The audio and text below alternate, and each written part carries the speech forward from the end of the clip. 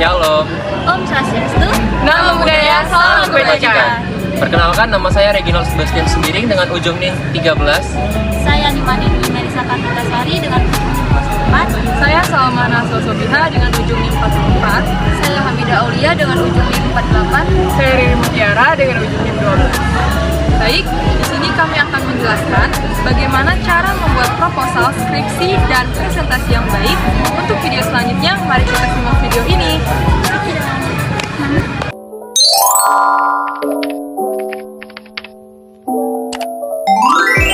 Halo semuanya, perkenalkan nama saya Riri Mutiara Arianti dengan ujung NIM 12. Jadi di sini saya akan menjelaskan tentang apa itu proposal, mulai dari cara pembuatan hingga beberapa hal yang harus diperhatikan selama pembuatan proposal. Nah, sebelum kita mengetahui tentang bagaimana cara pembuatan proposal dan hal-hal yang harus diperhatikan selama pembuatan proposal, ada baiknya kita mengetahui gambaran proposal secara umum. Proposal secara umum adalah dokumen yang berisi rencana atau usulan yang disusun untuk mendapatkan persetujuan, dukungan, atau pendanaan dari pihak lain untuk melaksanakan suatu kegiatan atau proyek. Proposal berfungsi untuk menjelaskan secara rinci mengenai rencana yang akan dilaksanakan, termasuk tujuan, metode, anggaran, manfaat yang diharapkan dari kegiatan tersebut. Proposal ini dapat digunakan dalam berbagai bidang, seperti penelitian, bisnis, proyek pembangunan, atau kegiatan sosial. Proposal penelitian adalah dokumen yang berisi rencana atau rancangan penelitian yang akan diajukan untuk mendapatkan persetujuan atau dukungan baik dalam bentuk akademik maupun pendanaan. Tujuan proposal penelitian adalah untuk menguraikan rencana penelitian secara terperinci dan sistematis. Secara umum, struktur proposal penelitian biasanya terdiri dari beberapa bagian inti. Seperti tentunya yang pertama adalah judul penelitian.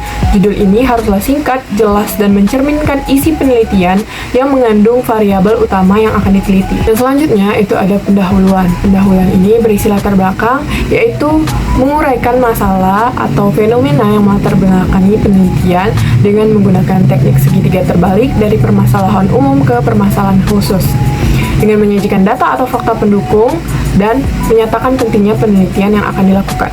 Dilanjutkan dengan rumusan masalah. Rumusan masalah berisi pertanyaan-pertanyaan penelitian yang ingin dijawab, disusun secara spesifik dan berhubungan langsung dengan tujuan penelitian. Lalu, ada tujuan penelitian yang menggambarkan apa yang ingin dicapai dari penelitian. Biasanya terdiri dari tujuan umum dan tujuan khusus. Manfaat penelitian. Manfaat penelitian menjelaskan kontribusi penelitian bagi ilmu pengetahuan, masyarakat, atau kebijakan tertentu.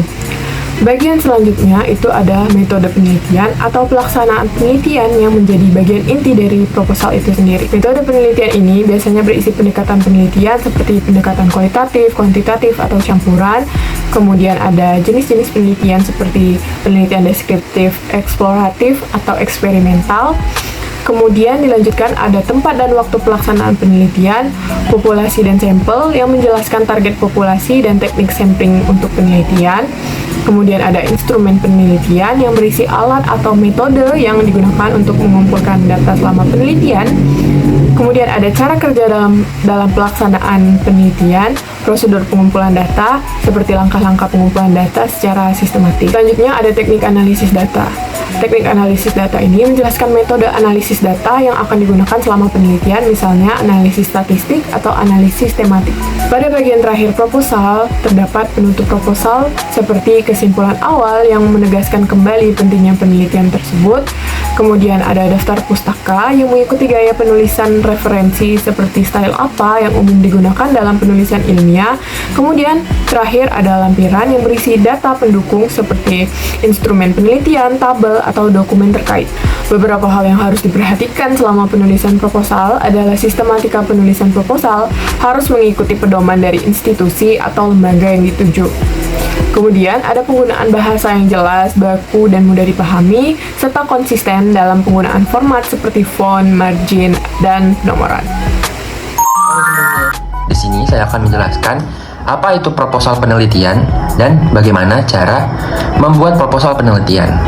Proposal penelitian adalah suatu rancangan atau usulan penelitian yang disusun oleh seorang mahasiswa atau mahasiswi yang memiliki atau berisi poin-poin penting permasalahan atau penguraian secara garis besar dan berisi metode penelitian yang diuraikan pada skripsi. Proposal skripsi merupakan atau termasuk ke dalam sebuah dokumen formal yang memiliki beberapa standar tertentu dengan memperhatikan yang pertama, penulisan, tanda baca, kutipan, dan lain-lain. Adapun cara pembuatan proposal skripsi, yang pertama adalah pemilihan judul. Memilih judul, menentukan esensi penelitian dengan jelas dan dapat dipahami. Yang kedua, latar belakang. Menjelaskan, atau pada latar belakang ini, mahasiswa menjelaskan secara detail dengan menggambarkan konteks-konteks penelitian secara menyeluruh, dengan menyoroti isu-isu yang sedang terjadi atau yang mungkin muncul, atau mengidentifikasi masalah secara spesifik. Yang ketiga, rumusan masalah. Rumusan masalah merupakan identifikasi rumusan yang berisi masalah-masalah dengan jelas dan terperinci. Rumusan masalah biasanya menjadi inti dalam sebuah proposal dengan menentukan arah dan fokus pada penelitian. Yang ketiga, tujuan penelitian. Tujuan penelitian bertujuan untuk membuat suatu tujuan yang ingin tercapai. Tujuan biasanya harus spesifik dan tidak bertele-tele dan harus sesuai dengan masalah yang diidentifikasi. Yang kelima, tinjauan pustaka. Tinjauan pustaka berisi atau memuat masalah-masalah dengan berbagai literatur yang biasanya diambil dari jurnal dan harus membuat fondasi teoritis yang kuat untuk penelitian yang akan dilakukan. Yang keenam, metode penelitian. Metode penelitian adalah pendeskripsian metode yang akan digunakan, termasuk ke dalam langkah-langkah penelitian, teknik data, teknik analisis data, dan analisis data yang akan dilakukan.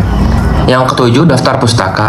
Daftar pustaka berisi semua hal atau referensi yang baik dari jurnal ataupun buku. Sekian penjelasan dari saya. Sekian dan terima kasih.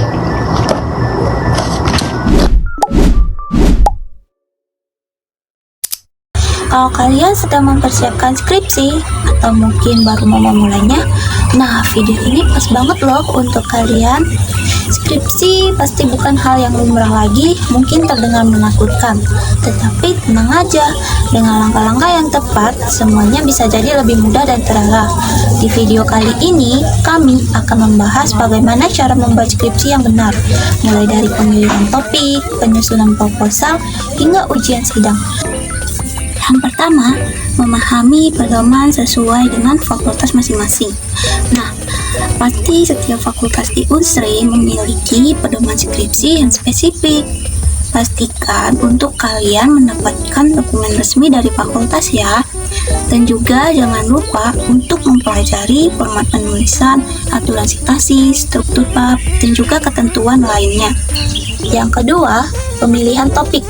Sebelum membuat skripsi, hal yang paling umum ialah memilih topik yang relevan, tetapi topik ini juga harus sesuai dengan bidang studi. Selanjutnya, kalian konsultasikan dengan dosen pembimbing dan diskusikan topik yang kalian pilih tadi agar sesuai dengan keahlian dosen pembimbing dan lingkup penelitian yang akan kalian lakukan. Yang ketiga, yaitu kalian akan melakukan penyusunan proposal. Proposal itu merupakan rencana tertulis yang menjelaskan tujuan, alasan, dan juga cara penelitian yang akan kalian lakukan. Nah, dokumen ini penting untuk mendapatkan persetujuan dari dosen pembimbing dan juga penguji sebelum ke tahap penelitian. Adapun komponen penting dalam penyusunan proposal itu sebagai berikut. Pertama, yaitu pendahuluan. Pendahuluan ini terdiri dari latar belakang, rumusan masalah, tujuan penelitian, dan juga manfaat penelitian. Yang kedua, setelah pendahuluan ada tinjauan pustaka. Tinjauan pustaka ini diisi dengan landasan teori dan juga penelitian terdahulu. Yang ketiga ada metode penelitian. Nah, metode penelitian ini diisi dengan desain penelitian, lokasi, populasi atau sampel, teknik pengumpulan data, dan juga analisis data. Nah, kemudian setelah kalian menyusun itu proposal, kalian ajukan seminar proposal. Setelah proposal selesai dan mendapat persetujuan dari dosen pembimbing, kalian akan diminta mempresentasikan proposal di depan tim penguji. Nah, yang keempat yaitu setelah proposal kalian disetujui, kini saatnya kalian masuk ke tahap inti, yaitu tentang penelitian. Nah, di tahap ini kalian akan mengumpulkan data sesuai metode yang sudah direncanakan, baik melalui eksperimen, survei, wawancara, atau observasi. Nah, penelitian ini harus dilakukan dengan teliti dan terorganisir karena data inilah yang akan menjadi dasar pembahasan dalam skripsi kalian. Kemudian, jangan lupa ya untuk mendokumentasikan kegiatan penelitian yang telah kalian lakukan. Baiklah, saya Hamidah Aulia akan melanjutkan penjelasan dari membuat skripsi yang baik dan benar. Selanjutnya yaitu masuk ke penulisan skripsi yang baik dan benar. Sebelum melakukan penulisan skripsi, kita harus mengetahui struktur dari skripsi itu sendiri. Struktur yang pertama yaitu halaman awal. Halaman awal berisikan sampul, lembar pengesahan, kata pengantar, daftar isi, dan daftar tabel atau gambar. Selanjutnya yaitu masuk ke bab 1 atau pendahuluan yang berisikan latar belakang, rumusan masalah, tujuan, dan manfaat penelitian. Selanjutnya masuk ke bab 2 atau tinjauan pustaka yang berisikan dari landasan teori dan penelitian terdahulu dan hipotesis jika ada. Selanjutnya yaitu masuk ke bab 3 yang berisikan metodologi penelitian. Metodologi penelitian ini berisikan rincian metode penelitian yang digunakan mulai dari tempat dan waktu penelitian dan alat dan bahan yang digunakan selama penelitian berlangsung. Selanjutnya masuk ke bab 4 yaitu hasil dan pembahasan. Hasil dan pembahasan di sini yaitu berisikan hasil dari penelitian kita dan analisis dari hasil itu. Selanjutnya masuk ke bab 5 yang berisikan kesimpulan dan saran. Selanjutnya ada daftar pustaka. Daftar pustaka di sini berisikan dari daftar referensi yang ada di skripsi kita. Selanjutnya terakhir yaitu lampiran. Lampiran di sini berisikan dokumentasi atau bukti-bukti selama penelitian kita. Di sini disebutkan tadi ada latar belakang. Cara membuat latar belakang yang baik dan benar yaitu seperti membuat segitiga terbalik yang diawali dari penjelasan secara umum, dilanjutkan penjelasan secara khusus atau permasalahan, dan terakhir dilanjutkan dengan penutup. Baiklah, di sini dalam penulisan skripsi ini dianjurkan menggunakan format yang sesuai dengan panduan seperti jenis font, ukuran margin, dan sistem sitasi.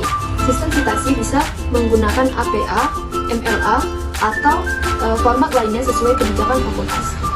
Di sini kami punya tips tambahan dalam penulisan skripsi. Yang pertama yaitu manajemen waktu. Manajemen waktu yaitu mengatur jadwal agar setiap tahap selesai tepat waktu. Jadi tidak terlalu berlama-lama dalam penulisan skripsi. Selanjutnya yaitu etika akademik. Etika akademik yaitu hindari plagiarisme. Gunakan perangkat lunak seperti Turnitin jika diwajibkan. Yang terakhir yaitu diskusi dengan senior. Kita bisa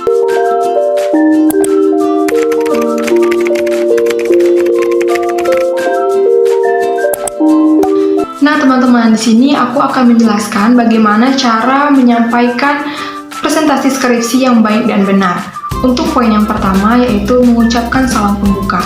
Kita bisa menyampaikan salam ini sesuai dengan habit atau kenyamanan kita masing-masing. Untuk poin yang kedua yaitu menyampaikan kata pengantar atau salam pengantar. Sebagaimana contoh, puji dan syukur marilah kita haturkan kehadirat Tuhan Yang Maha Esa sebagaimana kita dapat menjalankan aktivitas pada pagi hari ini dalam keadaan sehat walafiat. Poin yang ketiga yaitu menyapa para penguji. Dikarenakan dalam presentasi sidang skripsi itu kita hanya menghadap para dewan penguji yang biasanya terdiri dari 3 atau 4 orang. Untuk poin yang keempat yaitu menyebutkan tanggal dan waktu saat kita presentasi yang dilanjutkan dengan memperkenalkan diri dan judul skripsi yang akan kita presentasikan.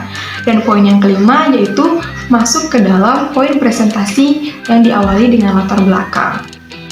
Nah, sekarang kita langsung saja untuk memulai presentasi dari poin pertama sampai ke poin terakhir. Assalamualaikum warahmatullahi wabarakatuh. Puji dan syukur kehadirat Allah Subhanahu wa Ta'ala yang mana pada pagi hari ini kita masih dapat diberikan kesehatan dan kesempatan untuk berkumpul di ruangan yang insya Allah penuh berkah ini. Salawat dan salam marilah kita sanjungkan kepada junjungan kita Nabi besar Muhammad SAW beserta para sahabat dan keluarganya. Yang terhormat Ketua Dewan Penguji kepada Bapak A. Yang terhormat Dewan Penguji 1 kepada Ibu B. Yang terhormat Dewan Penguji 2 kepada Bapak C. Sebelumnya saya ucapkan terima kasih yang sebanyak-banyaknya kepada Dewan Penguji yang mana telah menyempatkan diri untuk hadir dalam presentasi sidang skripsi saya pada hari ini. Tepat pada hari ini, pada hari Senin tanggal 26 Februari 2024, saya, Salmana Swasobiha, izinkan saya untuk mempresentasikan sebuah skripsi yang saya beri judul Identifikasi Serangga yang Berpotensi sebagai Hama pada Tanaman Duku di Kabupaten Rejang Lebong, Provinsi Bengkulu. Baiklah, untuk materi yang pertama diawali dengan latar belakang dan dilanjutkan hingga kesimpulan. Sekian, terima kasih contoh presentasi sidang skripsi yang dapat saya sampaikan. Nah teman-teman, itu adalah gambaran atau contoh bagaimana cara mempresentasikan sidang skripsi di depan Dewan Penguji atau dosen. Nah teman-teman, sekarang udah tahu kan gimana caranya membuat proposal, skripsi, dan presentasi yang benar? Sekian penjelasan dari kami dari kelompok 9 mengucapkan terima kasih. Sampai jumpa.